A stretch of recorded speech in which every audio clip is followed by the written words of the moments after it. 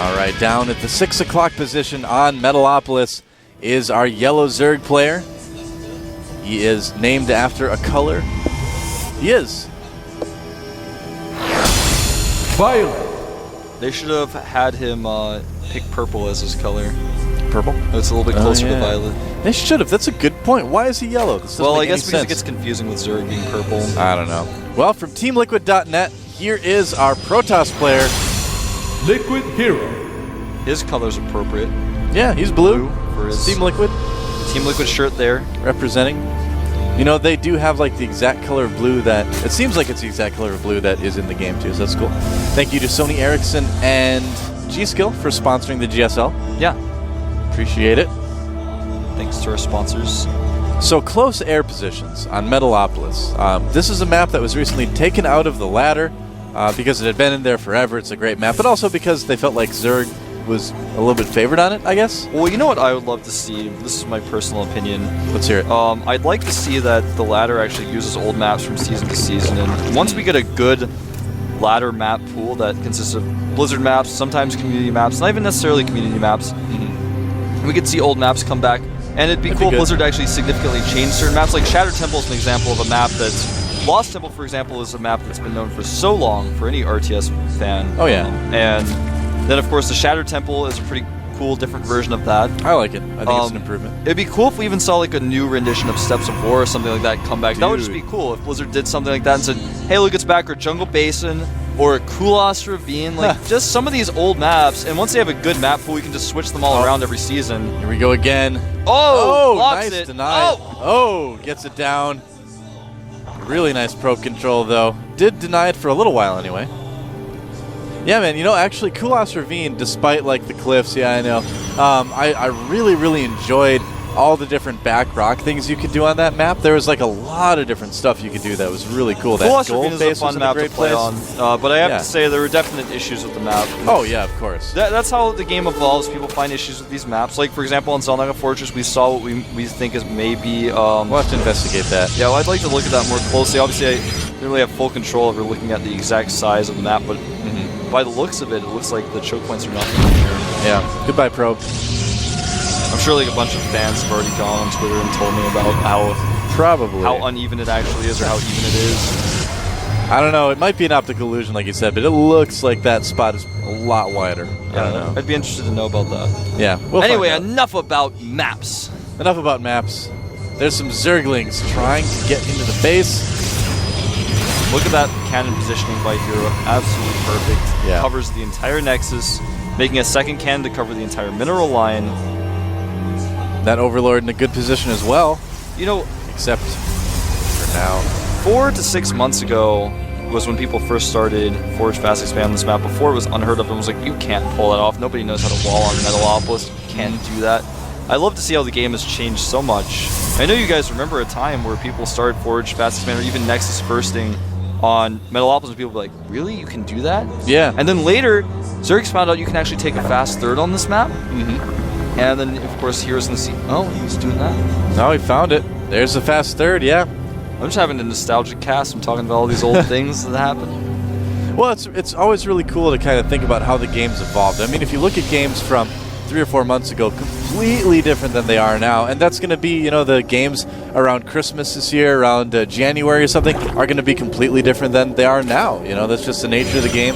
It's why it's such an exciting esport, you know, just because of the evolution of the styles and the strategies. Yeah. And awesome. If you go back and watch some of those old VODs from Season 1 of the GSL, or even Season 2, you can see stuff that you'll never see now. Oh, yeah, absolutely. And the game has only been out for a year, so just imagine how much potential this game really has as an esport. It's immense, man. We saw Brood War. Brood War is even still around. I watched those finals the other day. It was pretty awesome. If you guys didn't watch that, you should look up those VODs. I'm not going to spoil the results of that. Yeah, it's fun. Fun to go back and revisit that once in a while. Quick Evo chamber for viOLet. We've said it many times. All the Zergs, well, pretty much all the Zergs like to do that now just because it keeps you so very safe.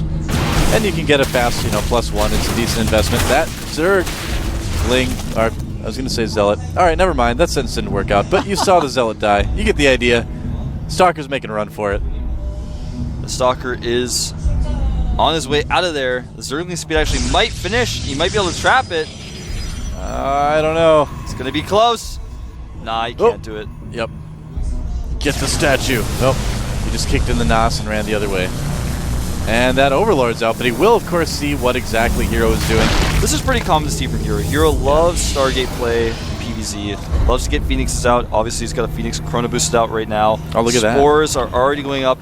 And Four in a of them. sense, he's forced 4 spores. That's 200 minerals plus the cost, or excuse me, 100 minerals each. So that's, 400 minerals plus the 4 drones lost there. Oop. And they're in good positions too, so it's going to be difficult for Hero to really get in there and do some damage with it as well. viOLet is making his Roach Warren right now. He does enjoy using Roaches quite a bit, especially in ZVT. A little bit in ZVP too. Obviously this game he will. And that Phoenix is going to get taken out. Wow. Whoops. That was, yikes. I said he was going to be the least likely person to do that, but yeah. So he proved me wrong. I guess so. Well, you know, it happens to the best of us, so it's not so bad. Not a lot of creep spreading being done by viOLet right now. You're adding 5 gateways and a Twilight Council. Looks like he wants to do a timing attack. He doesn't want to play a long game against viOLet this time. Yeah, I think we're going to see some sort of blink timing, probably. viOLet has had that third base up for so long. If Hero wants to wait for blink, I don't think his attack is going to work. It's going to take too long. viOLet's going to be able to pump out enough roaches. His lair is a little late, though. So he's not going to have roach speed in time, but he may have enough. It's going to be close. This is actually going to be really close.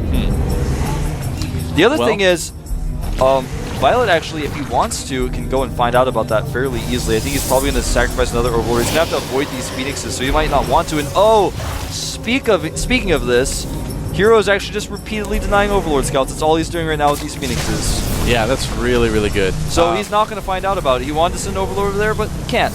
You know, the interesting thing, too, is that viOLet's not even really bothering to try to spread creep this game, it looks like. I don't know if he's just gotten a little bit lazy or if he's just thinking, well, he'll just kill him with his Void Ray. And he's going to lose the Extractor, too, so Hero just being very annoying with his Stargate tech. Yeah, he's actually going to take out the other Extractor. Yep. He's abusing the fact that viOLet does not have the Spore Crawler close enough to the Extractor. Look at this. Wow. Getting another one. Why not? Not moving it or anything like that? Nope, now he is. Now he's moving it. I didn't understand why he moved it before. He should have saved it. Yeah, he's got to be careful with that Queen, though. Okay, it does get burrowed, and the Void Ray has to make a run for it, but it does kill the Extractor as well. That's going to make it really tough for viOLet to tech like he wants to, losing more Overlords. And they lose a Roach. Yeah. Trying to get that Roach. Wow. Here is just the air Relentless, harass man. king. Yeah. Well, the gates are done. Stalkers are being warped out here. Blink is done as well.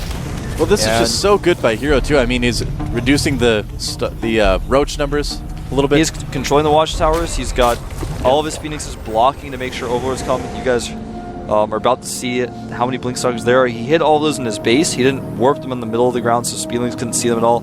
And viOLet actually has no idea that's coming, but he's making a lot of units right now. His Roach speed is almost done. His Roach speed may be done in time for this. Looks like it's going to be a 1-1 timing. He's waiting for that armor to finish here. Killing so many Overlords, that means no more units. Yeah, viOLet's actually going to be pretty badly supply blocked when this attack hits. This is looking really good for Hero right now. We might see a pretty quick 2-0. Well, Roach speed is about to finish. These Stalkers are waiting a little bit longer. Roach speed is going to finish here. +2 Carapace is on its way, but it's not going to be anywhere near done when that attack hits. Yeah, the Zergling catches a glimpse of a couple Stalkers, and I think viOLet right now is going to be like, oh no. He just can't make any more units. He's making a Corruptor right now. That's interesting. That is very interesting. It's going to help deal with Here he comes. Well, that matters. Stalker's actually playing in the main. Oh, look at that. Force fields. The Roach is outside of his main, and now Hero is in a great position. Yeah, really brilliant move by Liquid Hero there. And he's just going to keep that ramp force fielded. He did lose his sentries on the low ground. He's got one that's just about to die. He's killed so many units. viOLet is just more or less dead, it seems. It's looking like it, but he doesn't have any more force fields. But with the Stalkers in the position they're in, he can just blink down. The Phoenixes can give vision on the top of the ramp, and it looks like he's just going to continue to blink back. And viOLet is looking like he is pretty dead. I think so. Drones coming off the line is never a good sign. More roaches nice coming in right there. now. Well, thank you. And yeah, this Phoenix is also cleaning up roaches, and it looks like Hero is just going to win here. The pylon completes.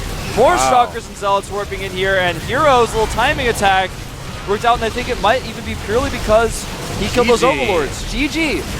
And Liquid Hero absolutely dominating viOLet in that series. That was a pretty strong start for him in Code A. Wow. Most impressive. Most impressive. The warp gates are now complete. And yeah, viOLet, we'll have to see where he ends up. I mean, his future is definitely in question. He's out of the GSL now. Formerly Code S, he appears to be teamless. I hope we'll see him again. I'm a fan of his, so yeah, we'll have to kind of see what happens. But Liquid Hero, really, really cool. He was a hero. He was a hero. He was a hero for Protoss players everywhere. He really was. That's now we've got 2 Protosses through. Yep, we do, yeah. And well, we talked about this a little bit earlier too. Not today, but earlier in time. But there were only 2 Terrans that made it out of the GSL qualifiers, so we probably will see, a little bit better race mix here this season, I'm thinking. Yeah, it's looking like it so far. Yeah. In fact, we haven't seen a Terran yet today. No, we haven't. So stop whining. Yep, it's okay. I understand. I think there's too many Terrans too. Well, I was like some nerd. Actually, just like dropped his like ramen bowl on the floor. He's like, no, Terran's overpowered. He's like, I'm never gonna watch this show again.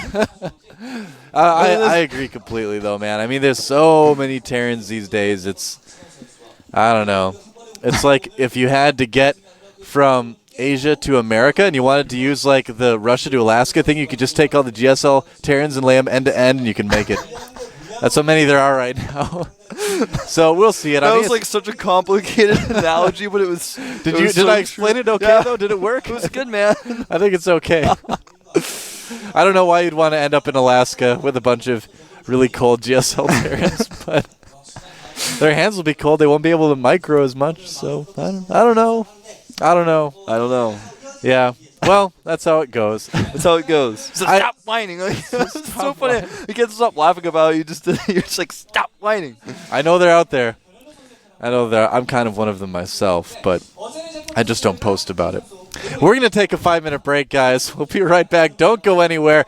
This is the GSL Code A with Doe and Wolf.